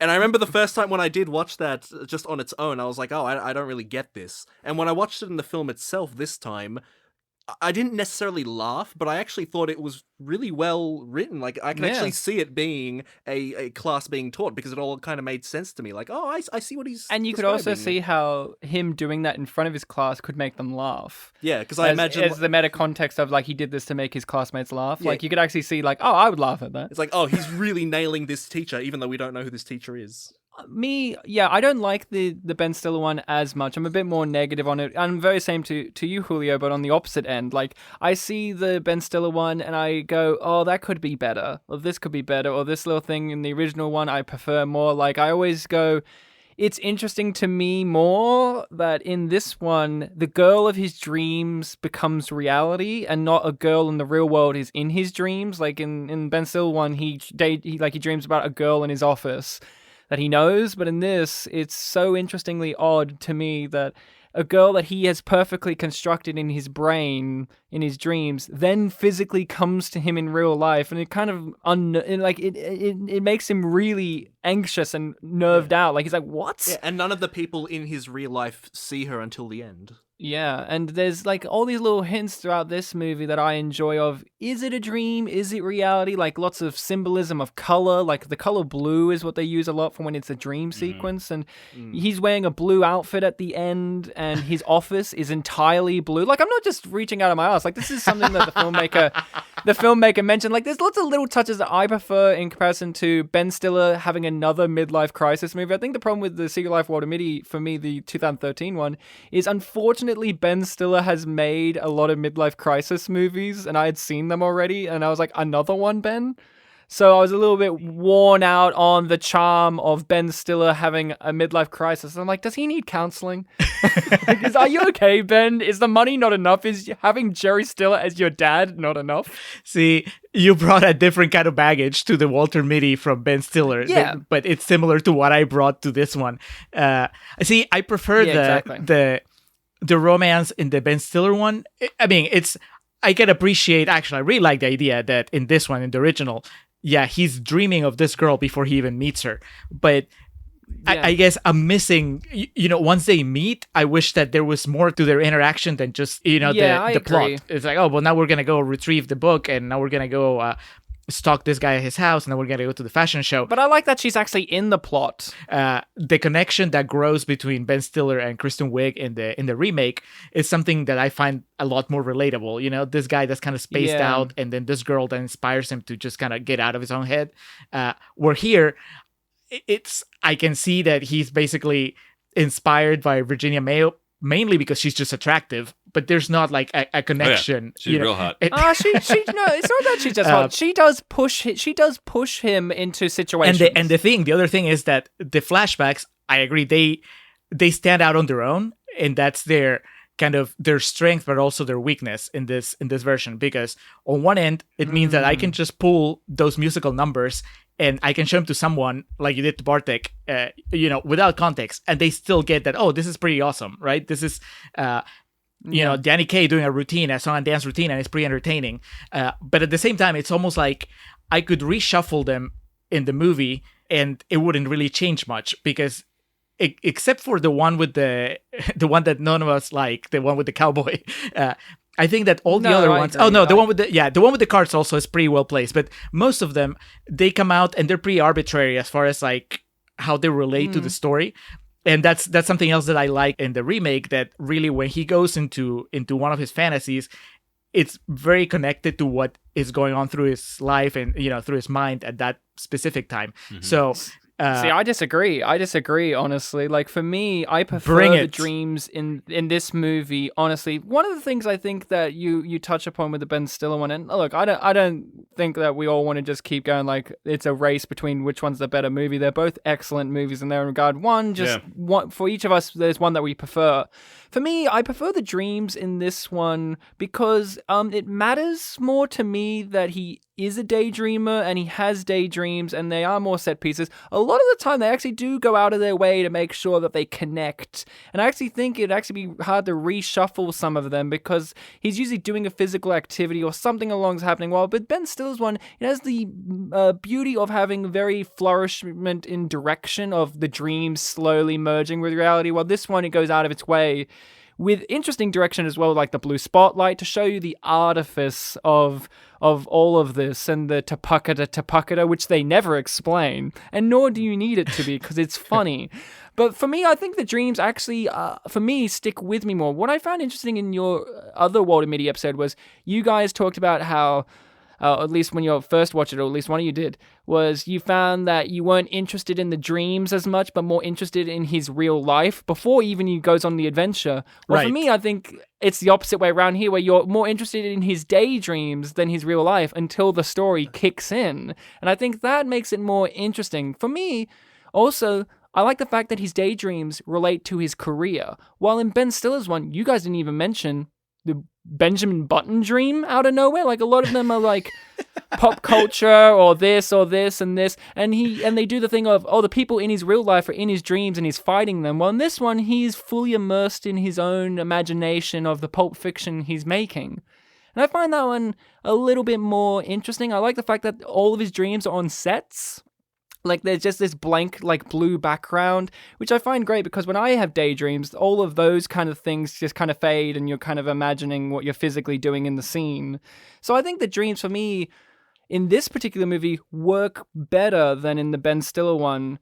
But unfortunately, the last one in particular gets in the way, unfortunately. But for me, I find that the integration of the dreams work better for his character and for the tone of the movie. While in the Ben Stiller one, I never really look forward to his dreams. I'm always like, okay, that was all right. Him and Adam Scott fought, but it never makes me go, yes, that scene, I want to watch it on its own because it was so good.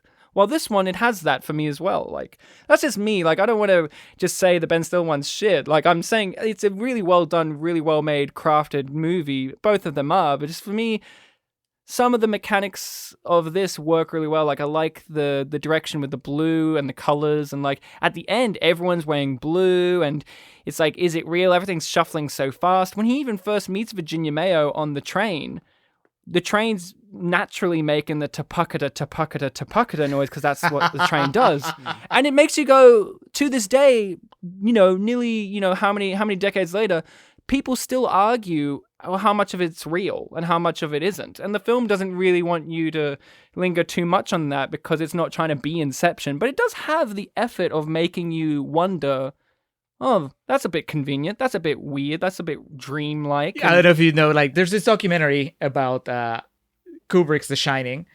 90 minutes of people discussing all the conspiracy theories and hidden symbolism that's in The Shining. And it was too much for me because it was just an overload of information. But the thing is, like, everything they said, I mean, if you went down the rabbit hole, it made sense, right? But at the same time, you just kind of had to make the decision of, do I believe that Kubrick was that obsessed with the symbology and with all the hidden meanings, because they're reading stuff about Native American extermination and the fake moon landing and all that stuff in The Shining, which, well, the kid does wear a jumper with the Apollo 11 on it, so moon landing was filmed by Kubrick. The old joke, he wanted so much realism that he sent them to the moon. There's a Halloween documentary, too, where someone poses to John Carpenter their theory of it being a tale of male domination due to the phallic symbol of the knife, and he just, like, deadpans, and it's like, some people have too much time on their hands. Yeah. But I would like to see the 90-minute documentary that's about the original Walter Mitty and all the different clues and symbols that might push you one way or another about whether it's a dream or not. Because I really do see the potential, and I felt it while we were watching it, of, wow, just tilt this like a little bit more to the right or to the left, and it could be like that episode of Star Trek: The Next Generation where Riker doesn't know what's real and what isn't. I like that you went. I like how that you went with Star Trek: The Next Generation. I'm like, good on you. That's it. I thought you were gonna go Total Recall, but like, that too. No. Like, he sweats. Better shoot him. Yeah, that is terrifying. Here, of course, it's played for laughs. I don't think there's laughs ensuing, but it does at least give you the wiggle room to have some extra thought about it afterwards. And it's like, from a movie from the 40s that's a comedy, you don't get that at all, really. It doesn't like leave you to go and think about it for yourself after it's done. Like this one, like Inception. Yeah, I don't think that there were many people back then, though, that they were like, I think they went to see the Danny Kaye show and they walked away super happy, just having seen the Danny Kaye show. And then somebody came up to them and were like, well, but did you notice that maybe it's all in his head? And they just ruined the movie for them. Like, they were not ready for that. There is that YouTube channel, Film Theory. They could do a whole episode on this. Yeah. Now that's the Film Theory. Like, no, this movie's, the 40s one, at least what I like about the Ben Stiller one is it isn't just a direct beat for beat copy of this one. Like, they're both different from one another. They're different both goals, different unique ideas. And different. Like, they could have been like, could you imagine the remake of Secret Life of Walter Mitty in which they try to get someone to do a Danny Kaye kind of impression, like, Neil Patrick Harris, you can sing and dance, up you come, and he like La La Land. La La Land. I said sing and dance. Come on. To get Ryan Gosling to just stare at the camera. La La Land. I think what we're getting at here, all four of us, is one of the rarest compliments you can give to a remake and an original, and that they're both good in their own way. They have their own flavor in their own distinct way. Yeah, which is nice. In the age of remakes, this could have gone down really badly. The Secret Life of Walter Mitty. It could be like, Owen Wilson is Mitty. Well, sorry, I'm having a daydream. They got in on the ground level too before the remake reboot franchise craze really took off. It was already in full effect, but Stiller got in before the death rattle. I'm really interested, especially now, having seen two versions of this story. I'm really interested in reading the original story and seeing how, because it sounds like it's also different from this version and the Stiller version. And I'm curious to see, one, what is it that the author found so infuriating about the adaptation? I want to see what his version of Walter Mitty is, because if it's not the daydreamer that Danny Kaye is, and I remember when we were reading reviews and quotes for the Ben Stiller one, they were also saying that it had nothing to do with the original story or the Danny Kaye version. So what is it? What is this Walter Mitty? And I think somebody told us, somebody might have like sent us an email, or maybe it was Hans sending me a message that said that the original is just, it's almost like just the opening of this movie, and that's it. There's no plot other than him going about his life and daydreaming, but there's never an actual story. plot, yeah. Yeah, it's just him doing errands, and his day is so boring that he daydreams of cool stuff.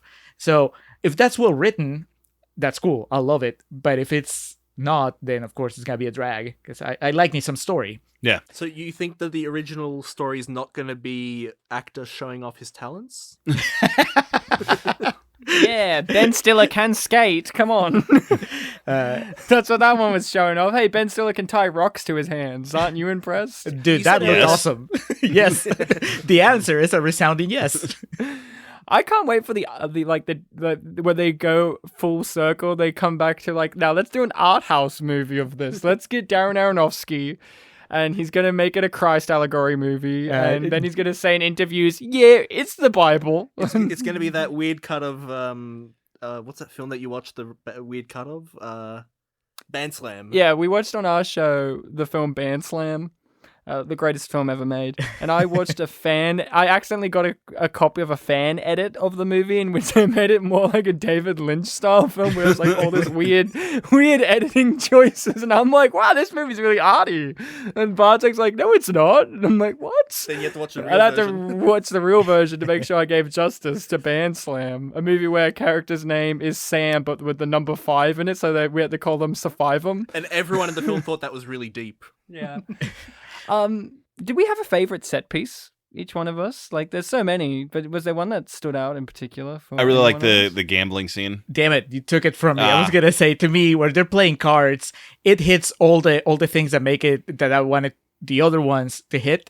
Except maybe song and dance. There's no song and dance in that one. Well, and also the pan out when it's just a shot of his hands and you see it's actually Danny Kaye doing that shit with the cards. I was like, oh, wow. That looks pretty cool. But I laughed really hard at him putting the deed as part of the bet. Yeah. That was funny. Yeah. I like how it relates directly to the plot, because he goes from being really shitty at cards to being really good at cards and playing against the main nemesis in his personal life. Yeah. And then it has the scene with the girl at the end with Virginia Mayo, where it has like a full little story there. I guess most of them have. Where he wins her, but then he doesn't take her, and it has that line. I think you, Ryan, quoted it in Contrarians Corner, where he's saying something about how pluck a star from the sky and bring her to the filthy betting table and better. Yeah, it's so good. Oh, that's really good. Yeah, this Shakespearean quote. It was such a. I like that in his dream world, the outside of wherever it is in the South in America, just is bubbles. Just everything's bubbles and balls and this weird, that bubble thing was surreal my environment. I love that. I love how weird it is. So your answer is that too, when they're talking. That sequence, but specifically the outdoor one where they had all the bubbles, is very weird. I'm a personal fan of the World War II fighter pilot. I like that the tapakada noise is very prominent in that when they're spinning around, and I like that he puts stickers of swastikas on his thing for each time he's killed one. And there's even a debate. It's like, isn't it 73? 71 actually. There's 2 unconfirmed, and I'm not going to take credit for something that isn't confirmed. And you're like, what is? And he did a good British accent too. You're like, yeah, it's not too hammy. You're like, hey, I can actually believe him being in a real movie like this. And then he did a Czech accent. I liked his song and dance in that one in particular. Yet again, I like the Anatoly of Paris one, but it feels like a little late in the movie. It's only got really 2 songs, just those 2. Yeah, which is interesting. You're expecting this to be more of a musical than it is, but it doesn't need to be, I guess. No, it balances it well. Yeah, they have the format to put more musical numbers if they wanted to, but I guess once again they showed restraint. They can be a Walt Disney stage musical. See, with his dreams, for me, like I said, I think they tie in more, and also to comedy. I loved when he was a heart surgeon and he's using everything in the shopping list to shove into this guy and then sew them up with needles, and it's so I think that was the first time I laughed. So serious. Yeah, I think that was the first time I laughed, because before I was like, oh man, he's really playing it up, how clumsy he is and how absent-minded he is. And then we come to that sequence, and when I realized that what he was using was the items from the shopping list, that was really clever, and that made me laugh. And then I was like, all right, I'll give you a chance, Danny Kaye. You bought yourself 10 more minutes. And then you're out of here, all right? We're going to replace you. We're going to replace you with someone else. We're going to bring Ben Stiller here to lend some gravity to the proceedings. That one had 2 musical numbers too, see? Oh, but that is one of my favorite parts of the remake, the ground controlled Major Tom moment. Kristen Wiig singing it, yeah. Yeah, it's fun. It's a fun little sequence. This movie has the original one. It has other characters. Like Walter Mitty it's one of those movies where Walter Mitty is the front and center character and you like him or relate to him or understand him the most. When the Ben Stiller one, it's mainly just him and you have some other characters appear for like 2-3 minutes in the movie and you're like, oh, I like them, but they're gone now. Well, they're more in the movie, but they don't, for me, infiltrate the proceedings. Like none of them try to outshine Danny Kaye and being hilarious, but some of them have their...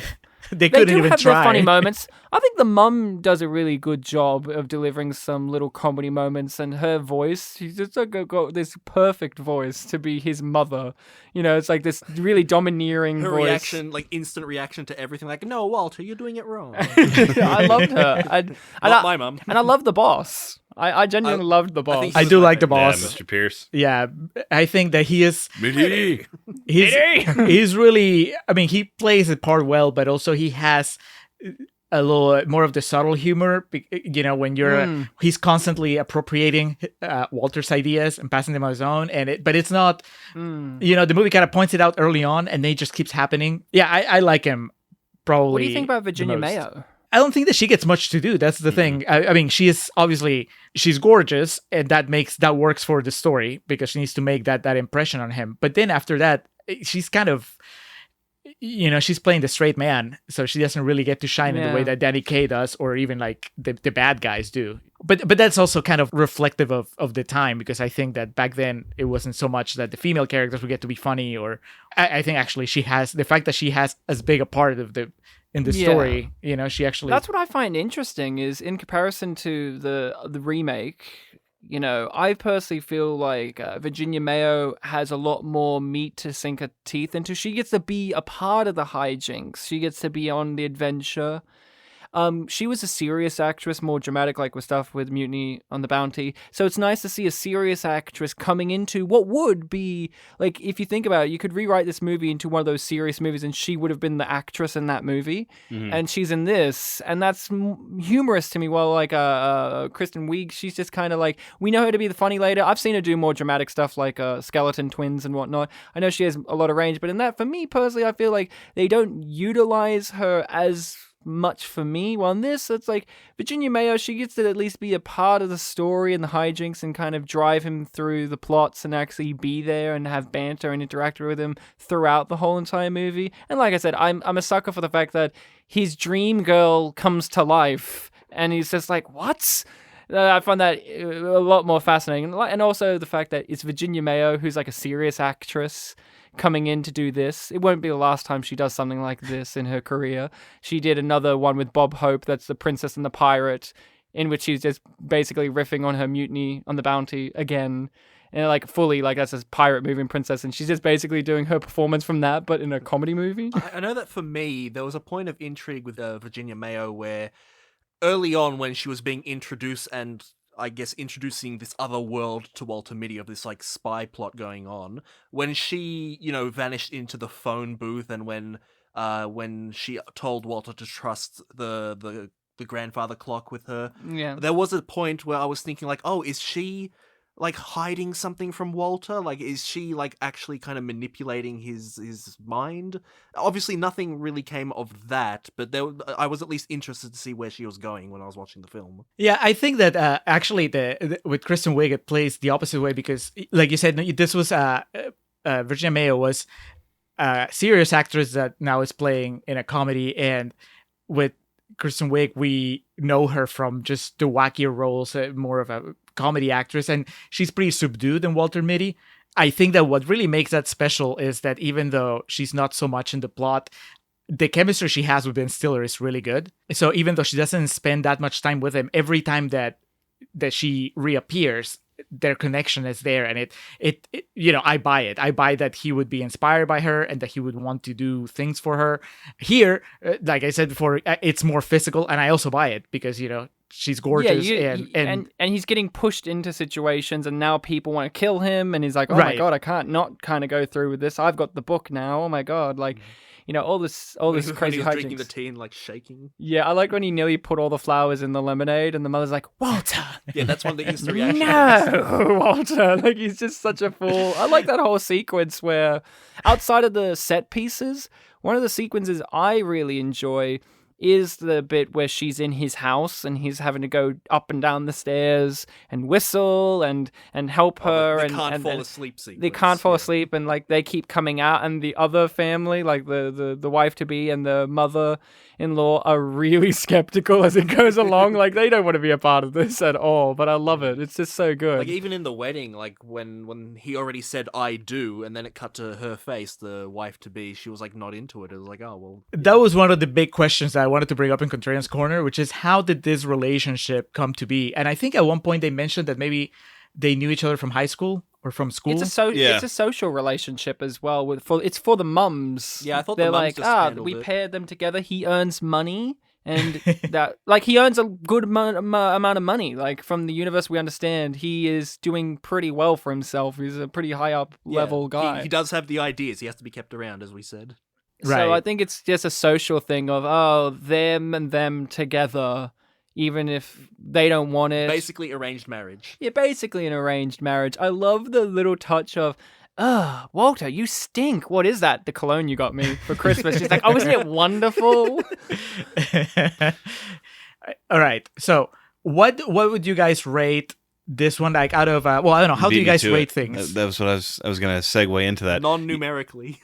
But like, I don't know. We on, just on kind the of scale give of our yay or nay on recommendations. Yeah. Bartek, you can make up a rating if you want. I enjoyed it. I think I might have enjoyed the Ben Stiller one more, but I saw that 7 years ago, so it's really not fresh in my mind. Yeah, I think this film was perfectly serviceable, and I think it has a lot of good elements to it. It's definitely a thumbs up recommendation, number bigger than 5. Okay, how about you, Ryan? Well, do both. I mean, do this one and the Ben Stiller one. Like, For me, Ben Stiller's 4 out of 10. damn, thought about it a lot. Ryan's actually been very subdued this episode. I'm surprised. Yeah, I'm being really polite because I listened to your episode a while back and I gave it a rewatch, being like, oh, they really liked it, and maybe what they said is really going to rub off on me. I really want to walk into a positive, and for me, it's one of those movies that unfortunately does not get more enjoyable when I rewatch it. Like, I saw it in the cinema and I walked out being like, yeah, that was really good. Like, it's pretty decent. Like, it's not nothing new for Ben. I mean, but, I get it. I mean, you said that this one was almost like a 10 out of 10 earlier, and I get it's your baby, and then they mess with your baby, so I can understand why. Yeah, I mean, I don't even hold this. This isn't one of those movies for me that I hold too highly or watch regularly enough to be like, yeah, but in this era of movies, it is a really high watermark for what it is. I prefer the movie he did after The Paleface with Bob Hope, the director. I would give this movie like an 8.5 out of 10. I think it just loses some points because the third act kind of drags its feet. The villains don't really have as much characterization as they could have. Like, I feel like you could have done a little bit more with the villains themselves to give them a bit more character. I mean, Boris Karloff had some. I'll give him that, like, but a part of it is because it's Boris Karloff. Exactly. He's bringing that Boris Karloff persona. Alex, what's your rating for this one? I don't remember what your rating was for Walter Mitty. I think I probably gave the Ben Stiller one an A. I'd give this one a B+. Yeah, Alex does letters. Mm-hmm. I'm on the letterbox scale, so I do 5 stars, from 0 to 5 stars. I'm gonna give this one a 3 out of 5 stars, with the potential of it going up maybe half a star on rewatch once I've like left the baggage behind. Yeah, and I know exactly that. what I'm getting into. It's good stuff. Then I can just stop worrying about where the plot is going and how different it is from the remake, and just kind of appreciate it for what it is, and just the Danny Kaye performance. Now that I know where it's going, I can enjoy it more, and I can enjoy the fantasies and all that stuff. But at the very least, a solid 3 stars. Like I said, I laughed a lot. Yeah. There's a lot of like really, really good moments that are just their own. Not even that, they're good because they did them better than in the Ben Stiller movie. It's just they're good because they're good. Yeah. I mean, there's a lot of filmmaking techniques in both of them that really benefit from rewatches, and that's kind of the joy of both of these movies. Like we said, they're both interesting tellings of the story, and the filmmaking for both of them is rewarding on multiple viewings. Even though I don't like the Ben Stiller one on multiple viewings, it's more what the story is, but the filmmaking for both of them, like, if you rewatch this 1940s one, you may notice some other little things. Like when I was watching it, I noticed that there's a bit where she's standing outside of his office and behind her are all of these magazines, and all of the women on the magazines look exactly like her. They all look exactly like Virginia Mayo. And That's it's like, awesome. oh, and he walks past that every day. So you can understand where he constructed her from in his brain. So it's like little tricks like that. And the Ben Still one has all these things too. Good mise-en-scene. Yeah, good mise-en-scene for both of them, which, wow, that's unique. I mean, Venom doesn't have that. This is true. Well, we haven't seen Venom. We don't know that. All right, so this is where we do plugs. Yeah, I was going to say winding it down. For our plugs, as always, the Festive Years, who provide our opening and closing tracks. Opening is Last Stand, closing is Summer 99. TheFestiveYears.com for all your Festive Years needs. Our logo by the talented Hans Rothgieser. He does logos, he does comics. He has 2 podcasts, one in Spanish called Nación Combi, one in English called Living in Peru. Nación Combi you can find everywhere. Living in Peru you can find on iVox. You can hit him up on Twitter at Mildemonios, MILDEMONIOS. You can also email him at mildemonios@hotmail.com. Just email him, and since he seems to be the only person we know that has read the original Walter Mitty. Yes. Hopefully we're remembering that right. The source of truth. Yes. Yeah. Just hit him up and ask him what's up. And then before we do our plugs, I guess we'll let Ryan and Bartek plug whatever they want to plug. I want to plug my friend Ryan's podcast, Spit and Polish Presents. It's very good. You can find it on Podbean. You can look up There you Spit go. and Polish Presents. Make sure you put Presents because you might find shoe polishing videos, especially on YouTube. We're on all the platforms, Bartek, on all of them except for SoundCloud, because we don't deal with that dirty system. No, there's obviously our show. You can check us out. We covered a few interesting movies at recent. As of this recording, we just had an episode on Savages with everyone's favorite boy, John Travolta. And I mean, we all love him. If I may cut in, also, you guys were speaking of Blake Lively and questioning her credentials. Yeah, can you refresh the credentials for me? Yes, she hosted Saturday Night Live in December of 2009. I would highly recommend you guys consult Hulu and watch that entire episode. Well, she hosted a thing, okay? Yes, and makes an A-lister now.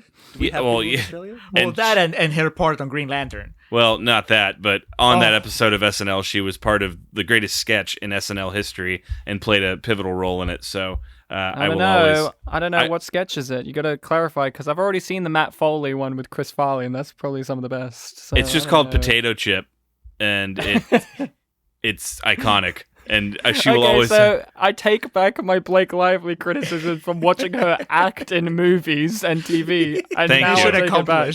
Thank you. I take it Apology accepted. I did also want to call out from the Savages episode. Really like the idea of a database that you were mentioning of Yes. Ryan, about director's cuts, producer's cuts, all those different. That are worth watching. Yeah, exactly. Because coming from the slasher horror fandom that I do, that's always, oh, you haven't seen this cut of it, you haven't seen that cut. It's like, which one's really fucking worth watching? The most prevalent is Halloween 6, the one with Paul Rudd that everyone has always sworn. I love Paul. Yeah, one cut is so vastly superior to the other. So I think we do need to construct a database or commission someone to do it at least.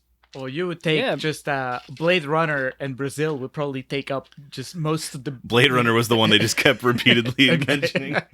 Yeah, we're like, well, which copy of Blade Runner is it, huh? Like, we don't know. Like, it's that thing with both of our shows having to cover movies. You have to go, which cut of the movie are we going to watch to really give it a fair shake of criticism? Because, you could do a whole episode about Savages like we did, and then someone will come over and be like, you didn't even know there was a director's cut? It's 10 minutes longer and 10 minutes better. Like, and then the eggs are on your face, and you're like, do we have to watch that and give it a fair shake? And then, you just have to bite the bullet and go like, okay, well, and there's no place online that I could find. They're just usually sites that tell you what the differences are, and I'm like, yeah, but that doesn't tell me if it's good. Yeah. Like, does 10 more minutes of Benicio hanging with his family in Savages really benefit me watching it? He tries to rape his wife, apparently. Yeah, he's the best character in the movie, sure. I'd like to see more of him, but, like, I don't know, man. I don't know if I want to sit down but yeah, so Help us, internet. You're all listening to us. Make it happen. Make it a director's cut database.